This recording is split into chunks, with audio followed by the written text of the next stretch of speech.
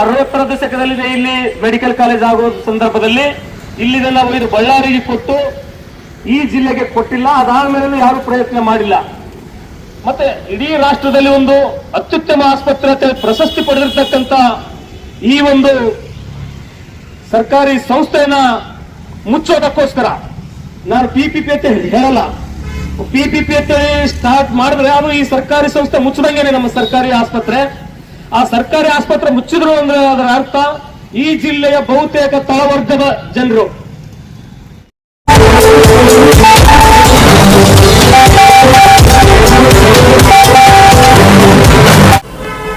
UTV ನ್ಯೂಸ್ಗೆ ಸ್ವಾಗತ. ನಾನು ಸಾನಿಯಾ. ಎಲ್ಲರಿಗೂ ನಮಸ್ಕಾರ.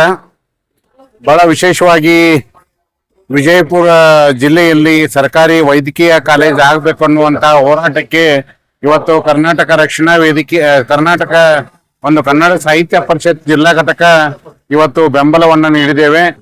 ಒಂದು ಜಿಲ್ಲೆಯ ಅಧ್ಯಕ್ಷರು ಮತ್ತು ಪದಾಧಿಕಾರಿಗಳು ಇವತ್ತು ಈ ಹೋರಾಟಕ್ಕೆ ಬೆಂಬಲವನ್ನ ನೀಡಿ ಒಂದು PPP ಮಾಡಲ್ ಬೇಕಾಗಿಲ್ಲ, PPP ಮಾಡಲ್ ಎಲ್ಲಿ ಅವಶ್ಯಕತೆ ಇದೆ ಅಲ್ಲಿ ಮಾಡ್ರಿ, ಆದ್ರೆ ವಿಜಯಪುರ ಜಿಲ್ಲೆಯ ಜಿಲ್ಲಾ ಆಸ್ಪತ್ರೆಯ ಆವರಣ 150 ಎಕರೆಗಿಂತ ಹೆಚ್ಚಿನ ಆವರಣ ಸ್ಥಳವನ್ನ ಹೊಂದಿದಂತ ಜಿಲ್ಲಾ ಆಸ್ಪತ್ರೆ ಈಗಾಗಲೇ super speciality hospital, trauma centre ಮತ್ತು ಇನ್ನುಳಿದ ಎಲ್ಲ ವ್ಯವಸ್ಥೆಗಳನ್ನ ಒಳಗೊಂಡಂತ ಒಂದು ಜಿಲ್ಲಾ ಆಸ್ಪತ್ರೆ ವೈದ್ಯಕೀಯ ಸರ್ಕಾರಿ ವೈದ್ಯಕೀಯ ಕಾಲೇಜ್ ಆಗ್ಲಿಕ್ಕೆ ಅತ್ಯಂತ ಅರ್ಹವಿದೆ. ಆ ಕಾರಣಕ್ಕಾಗಿ ಜಿಲ್ಲೆಯ ಸಚಿವರಿಬ್ರು ಮತ್ತು ಶಾಸಕರು ಈಗಾಗಲೇ ಸರ್ಕಾರಕ್ಕೆ ಮನವರಿಕೆ ಮಾಡಿಕೊಟ್ಟಿದ್ದಾರೆ.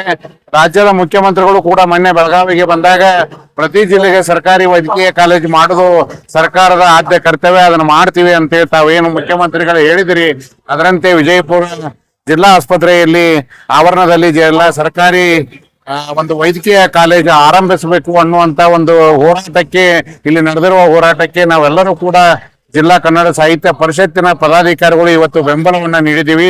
ಆ ಕಾರಣಕ್ಕಾಗಿ ಸರ್ಕಾರದ ಮಾನ್ಯ ಮುಖ್ಯಮಂತ್ರಿಗಳಿಗೆ ಮತ್ತು ಎಲ್ಲ ಗೌರವಾನ್ವಿತ ಜಿಲ್ಲೆಯ ಸಚಿವರಿಗೆ, ಶಾಸಕರಿಗೆ ಈ ಮೂಲಕ ವಿನಂತಿ ಮಾಡೋದಿಷ್ಟೇ, ಎಲ್ಲ ಸುಸಜ್ಜಿತವಾದಂತ ಸೌಲಭ್ಯವನ್ನು ಹೊಂದಿದಂತ ಜಿಲ್ಲಾ ಆಸ್ಪತ್ರೆಗೆ ವೈದ್ಯಕೀಯ ಕಾಲೇಜ್ ವಿಜಯಪುರಕ್ಕೆ ಸರ್ಕಾರಿ ವೈದ್ಯಕೀಯ ಕಾಲೇಜ್ ಮಂಜೂರು ಮಾಡ್ಬೇಕಂತೇಳಿ ಈ ಮೂಲಕ ಆಗ್ರಹ ಮಾಡ್ತೀವಿ. ನಾನು ರವಿ ಕಿತ್ತೂರ್ ಅಂತ ಕನ್ನಡ ಜಿಲ್ಲಾ ಪರಿಷತ್ತಿನ ಒಂದು ಸಂಘಟನಾ ಕಾರ್ಯದರ್ಶಿಯಾಗಿ ಮಾತಾಡ್ತಾ ಇದ್ದೀನಿ.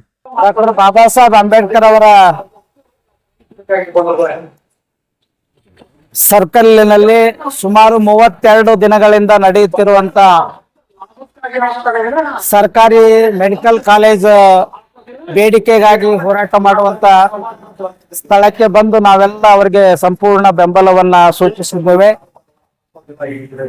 ಬಿಜಾಪುರ ಜಿಲ್ಲೆ ಅತ್ಯಂತ ಹಿಂದುಳಿದ ಮತ್ತು ಅನಕ್ಷರರು ಮತ್ತು ಆರೋಗ್ಯ ಪಡೆದುಕೊಳ್ಳುವಂತ ಬಡ ಜನತೆ ಹೆಚ್ಚಾಗಿರುವಂತ ಸಂದರ್ಭದಲ್ಲಿ ಇವತ್ತು ಸರ್ಕಾರಿ ಮೆಡಿಕಲ್ ಕಾಲೇಜನ್ನ ಪ್ರಾರಂಭ ಮಾಡಬೇಕು. ಅದು ಸಾಮಾನ್ಯ ಈ ದೇಶದ ಅತ್ಯಂತ ಸಾಮಾಜಿಕ ನ್ಯಾಯದ ಹರಿಕಾರರಾಗಿರ್ತಕ್ಕಂಥ ಸನ್ಮಾನ್ಯ ಸಿದ್ದರಾಮಯ್ಯನವರು ಈ ನಿಟ್ಟಿನಲ್ಲಿ ಆಲೋಚನೆಯನ್ನ, ನಮ್ಮ ಭಾವನೆಗಳನ್ನ ಹಂಚಿಕೊಳ್ತಾರೆ ಅಂತ ಹೇಳಿ ನಾನು ಭಾವಿಸಿದ್ದೇನೆ. ಕಾಯಕವೇ ಕೈಲಾಸ, ದಾಸೋಹ ಇದು ಎಲ್ಲ ಜನರಿಗೂ ಸಿಗಬೇಕನ್ನಂತ ಬಸವಣ್ಣನ ಕನಸನ್ನ ಸನ್ಮಾನ್ಯ ಸಿದ್ದರಾಮಯ್ಯನವರು ಈಗಾಗಲೇ ಸರ್ಕಾರದಲ್ಲಿ 5 ಗ್ಯಾರಂಟಿ ಯೋಜನೆಗಳನ್ನ ಜಾರಿ ತಂದಿದ್ದಾರೆ. ಇದನ್ನು ಕೂಡ ಒಂದು ಗ್ಯಾರಂಟಿ ಬಡ ಜನತೆಯ ಚಿಕಿತ್ಸೆಗಾಗಿ, ಬಡ ಜನರ ಆರೋಗ್ಯದ ದೃಷ್ಟಿಯಿಂದ ಒಂದು ಗ್ಯಾರಂಟಿಯನ್ನ ಸರ್ಕಾರ ನೀಡುತ್ತಿದೆ ಅಂತ ಹೇಳಿ ನಾನು ಭಾವಿಸಿಕೊಂಡಿದ್ದೇನೆ. ಸಾಕಷ್ಟು ಶಾಸಕರುಗಳು, ಸಚಿವರುಗಳು ಮಾನ್ಯ ಮುಖ್ಯಮಂತ್ರಿಗಳ ಮೇಲೆ ಅವರ ಮನವೊಲಿಸಿ ಏನು ಸರ್ಕಾರಕ್ಕೆ 200 ಕೋಟಿ ರೂಪಾಯಿಗಳು ಬಹಳಷ್ಟು ಹೊರೆ ಆಗುವುದಿಲ್ಲ. ಈಗಾಗಲೇ ನಮ್ಮ ಜಿಲ್ಲೆಯಲ್ಲಿ ವಿಶಾಲವಾದ ವಾತಾವರಣವಿದೆ, ನೀರಿನ ಸಂಪರ್ಕವಿದೆ, ಸಾಕಷ್ಟು 145 ಎಕರೆ ಸರ್ಕಾರಿ ಜಮೀನಿದೆ. ಈ ಜಮೀನಿನಲ್ಲಿ ಸುಮಾರು 26 ಲಕ್ಷ ಜನಸಂಖ್ಯೆ ಉಳ್ಳುವಂತ ವಿಜಯಪುರ ಜಿಲ್ಲೆಯಲ್ಲಿ ಆ ಭಾಗದ ಬಡ ಮಕ್ಕಳು, ಹಿಂದುಳಿದವರು ಏನು ಅನೇಕ ಕಷ್ಟ ಕಾರ್ಪಣ್ಯಗಳನ್ನ ಮಾಡಿ ಶಿಕ್ಷಣವನ್ನು ಪಡೆದು ಉನ್ನತ ಹುದ್ದೆಯನ್ನ ಪಡಿಬೇಕು, ನಾನು ಒಬ್ಬ MBBS ಆಗ್ಬೇಕು, ನಾನು ಒಬ್ಬ ಇಂಜಿನಿಯರ್ ಆಗ್ಬೇಕು ಅನ್ನೋಂಥ ಕನಸನ್ನು ಹೊಟ್ಟಂತ ಅಸಂಖ್ಯಾತ MBBS ಮಕ್ಕಳಿಗೆ, ವಿದ್ಯಾರ್ಥಿಗಳಿಗೆ ಒಂದು ಆಶಾ ಕಿರಣ ಆಗ್ತದೆ. ಸರ್ಕಾರ ಈ ನಿಟ್ಟಿನಲ್ಲಿ ಮುಂಬರುವಂತ ಅಧಿವೇಶನದಲ್ಲಿ ಅದನ್ನ ಜಾರಿ ಮಾಡ್ತಾರೆ ಅಂತ ಹೇಳಿ ನಾವು ಭಾವಿಸ್ಕೊಂಡಿದ್ದೇವೆ. 32 ದಿನಗಳಿಂದ ನಡೆಯುವಂತ ಸತ್ಯಾಗ್ರಹಕ್ಕೆ, ಧರಣಿ ಸತ್ಯಾಗ್ರಹಕ್ಕೆ ನಾವೆಲ್ಲ ಮಾನ್ಯ ಜಿಲ್ಲಾ ಅಧ್ಯಕ್ಷರುಗಳು ಮತ್ತು ಜಿಲ್ಲಾ ಅಧ್ಯಕ್ಷರು ಹಾಶಿಂ ಪೀರ್ ವಾಲಿಕರು, ಡಾಕ್ಟರ್ ಸಂಗಮೇಶ್ ಮೇತ್ರಿ ಅವರು, ಡಾಕ್ಟರ್ ಗುಡಿ ಅವರು, ನಮ್ಮ ಸಹೋದರ ರವಿ ಕಿತ್ತೂರ್ ಅವರು, ಬೇಳೂರ್ ಅವರು, ಮತ್ತೆ ಇಬ್ಬರು ಮಹಿಳಾ ತಮ್ಮ ಸಹೋದರಿಯರು ಇಲ್ಲಿ ಆಗಮಿಸಿ ಅವರಿಗೆ ಸಂಪೂರ್ಣ ಬೆಂಬಲವನ್ನು ನೀಡಿದ್ದೇವೆ. ನಾವು ಮುಂಬರುವಂತ ದಿನಗಳಲ್ಲಿ ಒಂದು ರೀತಿ ಇದು ಸರ್ಕಾರ ಮೀನಮೇಷ ಮಾಡಿದ್ರೆ ಉಗ್ರವಾಗಿ ಹೋರಾಟವನ್ನು ಮಾಡ್ಲಿಕ್ಕೆ ಅವ್ರಿಗೆ ನಾವು ಸಂಪೂರ್ಣ ಬೆಂಬಲವನ್ನ ಕೊಡ್ತೇವೆ ಅಂತ ಹೇಳಲಿಕ್ಕೆ ಬಯಸ್ತೇವೆ. ಅಭಿಷೇಕ್ ರಾಮಪ್ಪ ಚಕ್ರವರ್ತಿ, ವಿಜಯಪುರ ಜಿಲ್ಲೆ ಕರ್ನಾಟಕ ದಲಿತ ಸಂಘರ್ಷ ಸಮಿತಿ ಸಂಸ್ಥಾಪಕ ಜಿಲ್ಲಾ ಸಂಚಾಲಕರು, ವಿಜಯಪುರ.